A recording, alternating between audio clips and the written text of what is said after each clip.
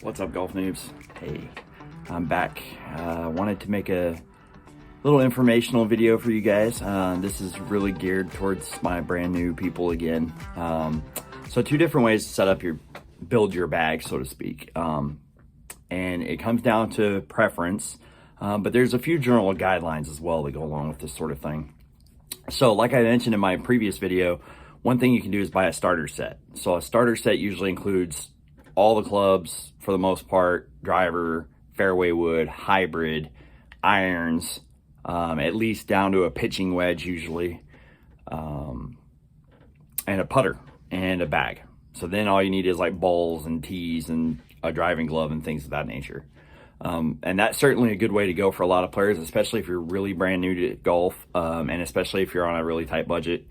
A lot of those fairly complete starter sets can be had for $300 or $400 in some cases.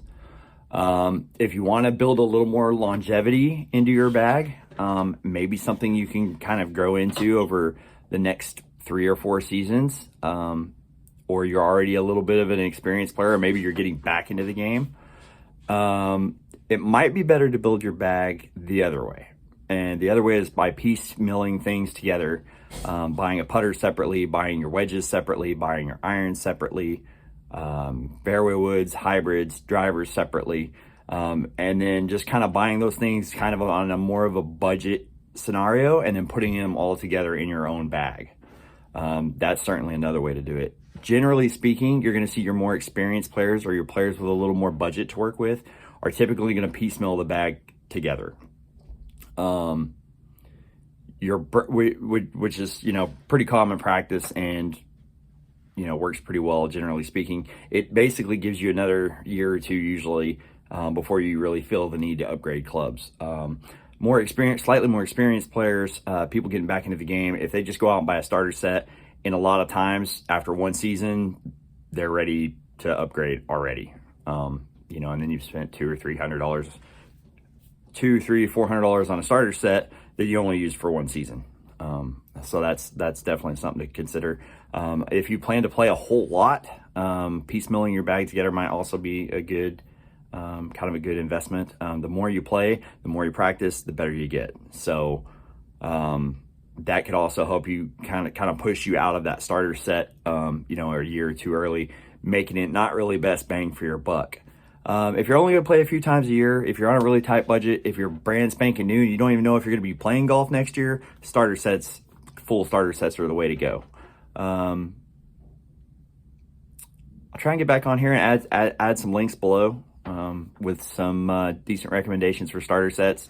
One thing I will tell you is loft is your friend, up to about 56 degrees, which is typically a sand wedge. Once you get beyond 56 degrees, those clubs, even though they have a lot of loft, become rather challenging to hit, especially for beginner golfers. So I would stop at 56 degrees or a sand wedge.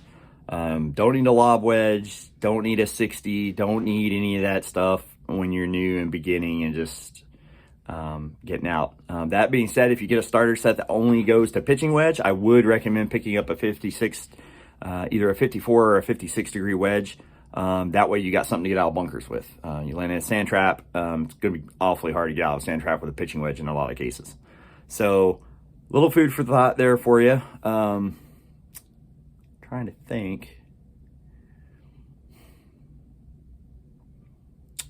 Yeah, I really think that about covers it. That's a pretty good explanation of whether or not you should start with a starter set or whether you should start with more of a like piecemealing your set together. Another thing to keep in mind is shaft flex. While not all regular flex is the same flex, not all stiff flex is the same flex. Those are just more general guidelines, if you will.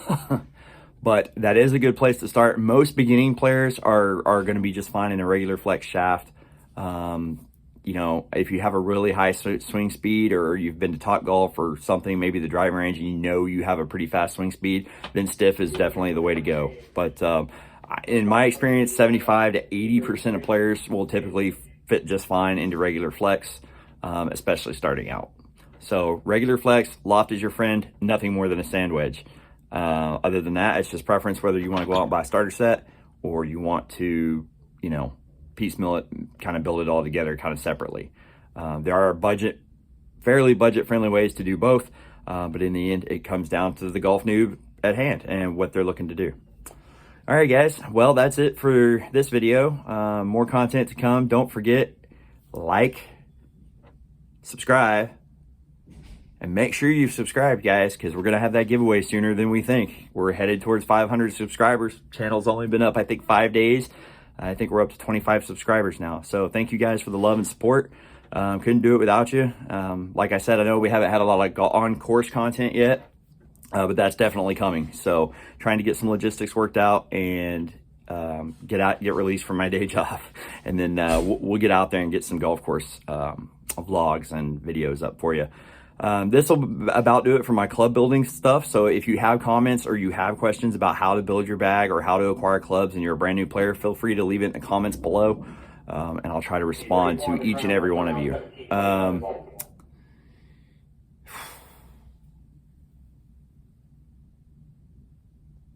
That being said, this will probably be my last rudimentary how to put your bags together, how to acquire clubs video. I think everybody's probably pretty well versed in that. But for those brand new players, like I said, I did not want to leave you guys ignored. So I wanted to make sure I handled that and got that all squared away for you. Another thing I did notice is we do have some female viewers on the channel. So welcome, y'all. Nice to have you aboard. Probably going to do a separate video coming soon for the ladies. Just kind of, unfortunately, things work a little different for you guys when you're shopping for your equipment and whatnot. Don't let that discourage you. I mean, it's just a little more complicated. It's just a little harder to kind of find ladies stuff, especially in the used market space. But there are ways around it, and we'll have a video in the future kind of going over that sort of stuff, especially for you ladies. And if we build up a junior presence at all, we'll definitely cover that as well. But like I said, for right now, that's going to be about it for the club building techniques. The next series of videos we're kind of going to move on to for you beginners and people getting back into the game are etiquette videos. What to do on the golf course, what not to do on the golf course. So we're going to start getting into that here in the next few videos. Thanks again, guys. And until next, one more thing. Don't forget, check out our store. We are now live on golfnoobstore.com. Get you some merch, get you some swag, and look like the golf noob you are. All right, guys. Till next time, golf noobs.